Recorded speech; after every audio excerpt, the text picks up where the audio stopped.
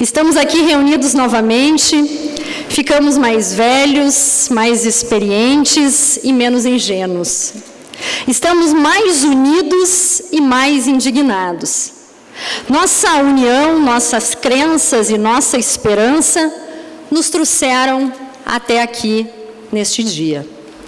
Diante de mim estão lideranças empresariais, formadores de opinião, homens e mulheres que trabalham, que arriscam o desconhecido, que desbravam e seguem em frente com a determinação de construir um futuro melhor, mais digno para suas famílias e para a nossa comunidade. Eu quero cumprimentar com muito carinho os empreendedores gaúchos. Faço isso em nome de Davi Randon. Quero cumprimentar os membros do maior sistema associativo do Rio Grande do Sul, os diretores, vice-presidentes das nossas entidades filiadas, os presidentes das nossas entidades filiadas e também a diretoria da Federação. Muito obrigado pela confiança e pelo carinho de vocês. Eu quero cumprimentar com muito respeito as lideranças políticas que nos dão a honra de suas presenças, em nome da nossa senadora Ana Amélia Lemos, do nosso prefeito Fedoca, primeira-dama Bianca, que também nos honra com a presença. Senhoras e senhores, na noite do dia 16 de maio de 2016, em nosso discurso de posse na Federação, eu disse que a palavra que definiria o sentido desta gestão seria pertencimento.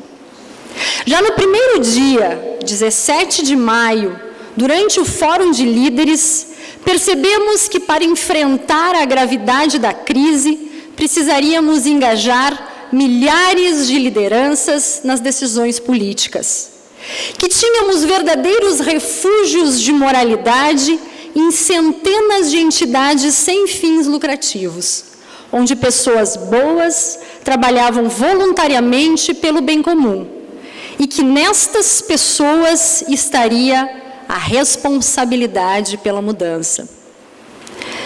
Há poucos dias atrás vivenciamos o caos, uma paralisação da força produtiva de nosso país, com prejuízos enormes, onde todos tinham opiniões enfáticas, ânimos exaltados, enquanto muitos associados exigiam de suas ACIs uma posição firme em favor das paralisações, muitos outros clamavam por uma manifestação pelo fim dos prejuízos, dos riscos que se ampliavam.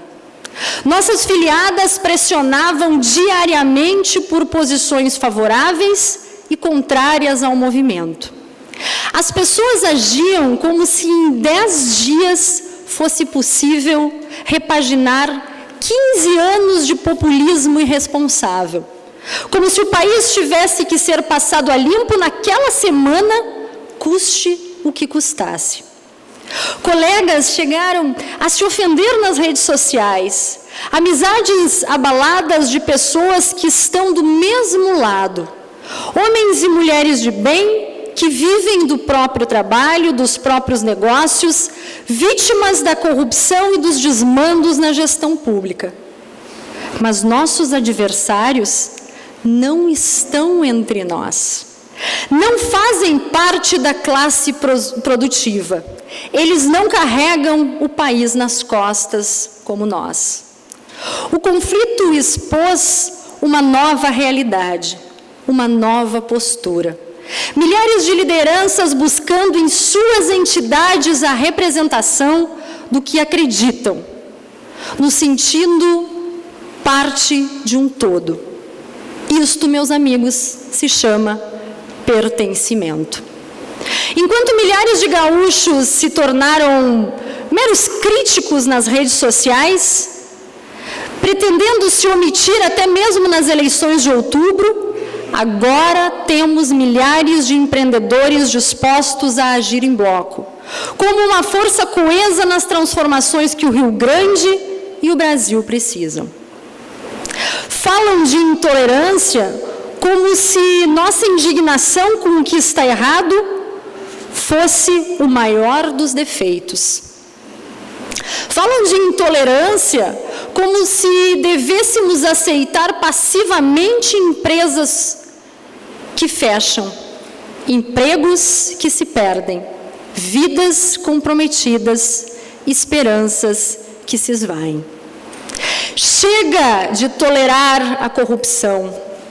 Chega de tolerar a falta de honestidade intelectual, a falta de serviços públicos decentes. Chega de tolerar a morte de pessoas de bem pelo dinheiro que nos foi roubado. A falta de recursos de um país que paga impostos demais. Fomos tolerantes demais por tempo demais com o inaceitável. Em 2018, precisamos enfrentar o que está errado. Precisamos identificar os responsáveis pelo nosso atraso, pelos nossos sofrimentos, num país tão rico, mas com um povo tão pobre. Diante de tantos problemas, nós precisamos identificar os entraves, que são os verdadeiros inimigos do Brasil. Sim, há inimigos do Brasil.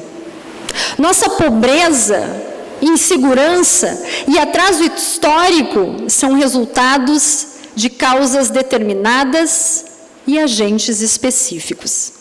Não sejamos ingênuos, nada acontece por acaso. A realidade está aí para os olhos que veem e as mãos que fazem. Enquanto fingimos que não é conosco, nossas crianças seguirão com a educação insuficiente. Nossos jovens ficarão com o futuro comprometido e nossos idosos seguirão desamparados nas enormes filas de um sistema de saúde deficiente. Chega de ouvir discursos vazios. A hora exige ação. O encontro do Brasil com os brasileiros de bem, com a força dos que fazem e não dos que parasitam o sistema. O primeiro passo é não eleger políticos sem vergonha na cara. Não podemos mais menosprezar o voto, entregando a política para aqueles que não honram a responsabilidade que se propõe. Precisamos conhecer o candidato, sua vida, sua biografia, seu trabalho e seus valores morais. É isso mesmo, valores morais. A verdadeira liderança democrática exige moralidade e ética comportamental. E somos nós, cidadãos, que temos que fiscalizar e exigir correção de atitudes. Do contrário, o voto seguirá a valer muito pouco. E o voto é e sempre será um dos principais instrumentos de transformação e evolução de uma sociedade. Outra questão urgente e inadiável é a redução da carga tributária total em, no mínimo, 10%. O governo precisa tributar muito porque gasta mal. Além disso, tem muita gente que usufrui das contas públicas e pouco ou nada faz pelo nosso Brasil. Logo, se tivermos menos impostos, haverá uma consequente diminuição impositiva da máquina pública, cortando-se ainda cabides de emprego e cargos de favor. Desta forma, a diminuição dos tributos, além de deixar mais dinheiro na carteira dos brasileiros, forçará uma obrigatória inflexão pública no caminho da eficiência e da produtividade. Aliás, temos que falar também sobre os chamados direitos adquiridos. Durante anos de irresponsabilidade, algumas categorias organizadas se apropriaram de parte da legislação nacional, criando inúmeros privilégios, fantasiados em leis de encomenda. Com o tempo, a festa correu e a conta ficou cara demais para nós. Ou seja, antes de ser adquirido, todo e qualquer direito deve ser justo e economicamente possível. A visão de que o Estado pode pagar tudo é completamente equivocada, pois o dinheiro público sai do nosso bolso e, assim, não pode servir para manter privilégios e mordomias. Por fim, precisamos acabar com a insegurança que tanto nos atormenta. Não podemos mais suportar sermos nós os presos e os bandidos aqueles que podem ir e vir. Temos que endurecer a aplicação da lei penal, reduzir instâncias e acabar com os fóruns que privilegiam algumas castas de poder. Precisamos apoiar e reforçar o importante trabalho iniciado com a Lava Jato, pois o espírito de justiça e a honestidade da imensa maioria do povo brasileiro deve ser prevalentemente em todas as relações e esferas da sociedade. Chegou a hora de avançarmos para uma nova página em nossa vida.